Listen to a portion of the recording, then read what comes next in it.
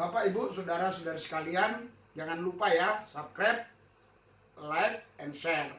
Terlebih terusus tombol lonceng itu dipencet supaya setiap ada video-video baru terupdate ya di HP saudara, dan juga beri komen yang sehat. Shalom Bapak, Ibu, saudara-saudari yang dikasihi Yesus dan yang saya kasihi. Sore ini saya akan membahas atau mengkanter, meluruskan otaknya Pak Tua Sani Munir ini.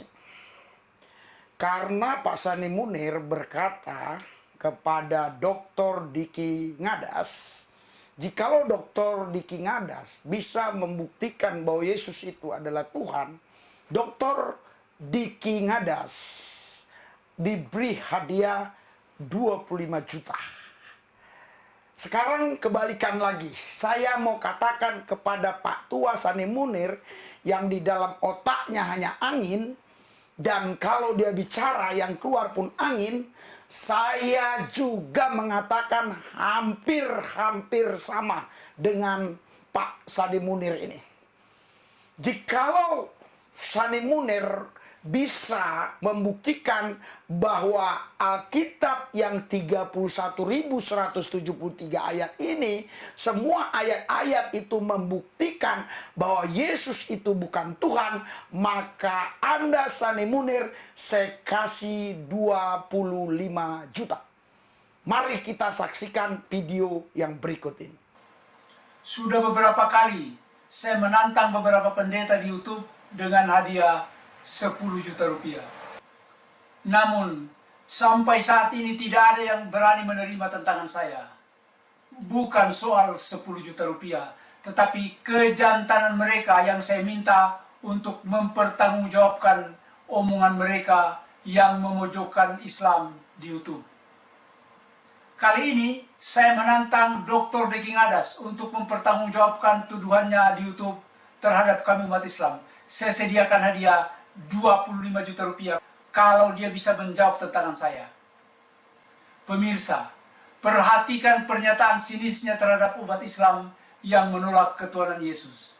Nah, yang menarik adalah baik Sani Munir, baik Masud, baik Insan Mokol Ginta, ketika mereka membuka mulut mereka mengenai Kristus atau Yesus di dalam perjanjian baru, yang saudara dengar itu angin, bukan pengetahuan yang bermakna sama sekali. Mereka sering mengutip ayat-ayat seperti Yesus makan, Yesus tidur, Yesus lapar, bahkan Yesus mati. Kemudian bersorak-sorak mengklaim bahwa itu ayat-ayat itu membuktikan Yesus bukan Tuhan. Saudara Diki Ngadas, umat Islam itu beda dengan umat Kristen. Umat Islam itu dikaruniai logika dan akal sehat sebagai bekal dalam beragama. Sementara Anda dan umat Kristiani logikanya macet dan akal sehatnya tidak berfungsi dalam beragama.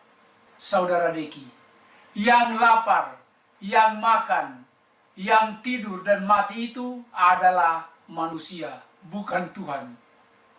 Itu logis dan diterima oleh akal sehat.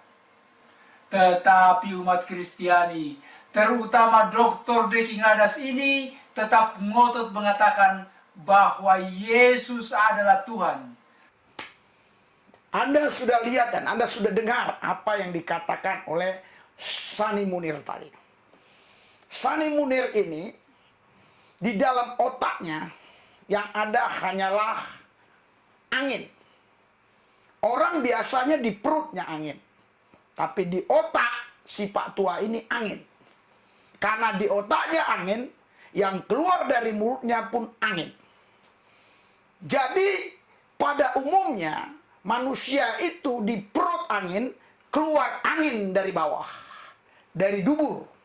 Tapi si Pak Tua ini beda.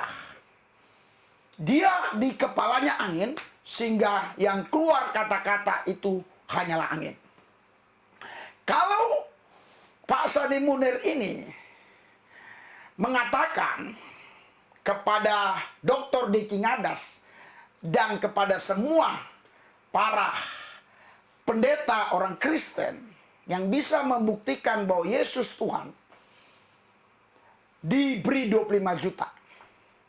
Di video-video saya sudah saya buktikan ya, ayat-ayat yang mengatakan bahwa Yesus Tuhan, dan Yesus sendiri tidak pernah menolak ucapan yang disebutkan orang kepadanya sebagai Tuhan, sebagai Allah. Dan Yesus sendiri tidak pernah menolak penyembahan yang dilakukan oleh orang-orang yang datang kepadanya. Dia tidak pernah berkata, "Hei, jangan sembah aku hanya manusia biasa, aku hanya nabi." Dia tidak pernah berkata demikian. Dan dia tidak pernah berkata juga kepada orang yang minta tolong kepadanya, "Sorry, aku tidak sanggup menolong kamu." Dia berkata kepada penjahat yang di sebelah kanannya, waktu itu penjahat itu berkata, "Kalau engkau sampai ke kerajaanmu, ingatlah aku." Yesus berkata, "Hari ini engkau bersama aku ke Firdaus." Dia tidak pernah menolak orang minta pertolongan kepadanya. Datang orang lumpuh di Lukas pasal 5. Yang sudah lama sekali tidak bisa sembuh-sembuh. Datang kepada Yesus dengan cara yang heroik sekali. Yesus berkata, "Dosamu sudah diampuni." Ahli Taurat orang Farisi, mereka marah. Bukan karena orang lumpuh ini disembuhkan Yesus dan berjalan, melainkan karena Yesus berkata dosamu sudah diampuni. Sehingga ahli Taurat orang Farisi berkata dalam hatinya, siapakah orang ini menyamai dirinya dengan Allah? Tapi Yesus tahu apa yang ada di pikiran, di hati ahli Taurat orang Farisi. Sehingga Yesus berkata, "Hai ahli Taurat Farisi, mana lebih mudah mengatakan dosamu diampuni atau berjalanlah?" Orang Farisi ahli Taurat terdiam. Dan Yesus berkata, "Berjalanlah." Orang lumpuh itu berjalan. Dan waktu orang buta yang sejak lahir, di Yohanes 9, waktu itu ketemu Yesus. Yesus ambil tanah dan dia berkata, "Sembuhlah kau." Orang itu melihat dan dia berkata, "Tuhan." Yesus tidak pernah menolak. Dikatakan Tuhan. Waktu Yesus ingin naik keledai, dia berkata, kalau nanti ada orang tanya, bilang Tuhan yang memerlukan. Yesus sendiri mengaku, Tuhan yang memerlukan. Jadi saya hari ini kembali mau bertanya kepada Pak Sani Munir. Apakah Anda bisa membuktikan dari 66 kitab ini yang terdiri dari 31.173 ayat ini, Anda bisa buktikan di dalam semua ayat-ayat itu membuktikan bahwa Yesus bukan Tuhan. Kalau semua ayat-ayat yang 31.173 ayat ini membuktikan bahwa Yesus bukan Tuhan, maka Anda, Sani Munir, saya kasih 25 juta. Bagi kami tidak sulit menjawab semua pertanyaan-pertanyaan Anda, kritik-kritik Anda terhadap kami. Karena kami mengenal siapakah Yesus. Kami percaya bahwa dia Allah seutuhnya. Karena dia roh dan firman Allah. Namun juga kami percaya waktu dia datang ke bumi, dia ngambil natur manusia. Atau ada di dalam hidupnya, itu yang namanya manusia. Jadi kami tidak sulit untuk menjawab semua pertanyaan-pertanyaan Sani Munir. Oleh sebab itu saya kembali hari ini memberikan tantangan kepada Pak Tua Sani Munir. Buktikan dari 31.173 ayat ini, apakah semua ayat-ayat itu membuktikan bahwa Yesus bukan Tuhan? Oke? Kalau Pak Sani Munir ini mau menjadi seorang kristolog yang benar-benar, kristologi yang benar, Pak Sani Munir tidak boleh comot ayat-ayat tertentu yang Pak Sani Munir suka. Tujuannya hanya untuk menyerang orang Kristen, membuktikan Yesus bukan Tuhan, bahwa Yesus itu manusia. Jika Pak Sani Munir ingin belajar kristologi dan ingin mengenal Yesus dengan benar, Pak Sani Munir harus baca itu Alkitab baik-baik. Dari Kejadian sampai Wahyu.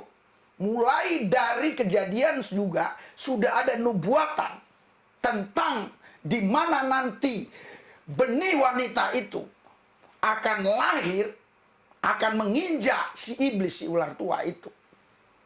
Di Kejadian 3 sudah jelas di sana.